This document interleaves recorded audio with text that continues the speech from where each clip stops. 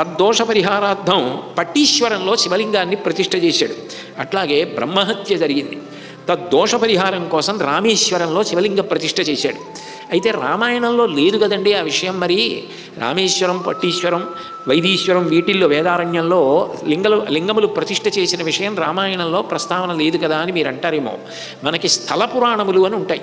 స్థల పురాణములు నిజానికి పురాణముల కన్నా సుప్రసిద్ధములు.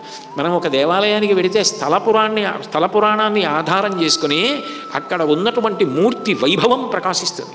అవన్నీ రామాయణంలో ఉన్నాయా లేదా అన్న దానితో సంబంధం ఉండదు. ఇప్పుడు భద్రాచల క్షేత్రం ఉంది, భద్రాచల క్షేత్రం గురించి రామాయణంలో ఉందా?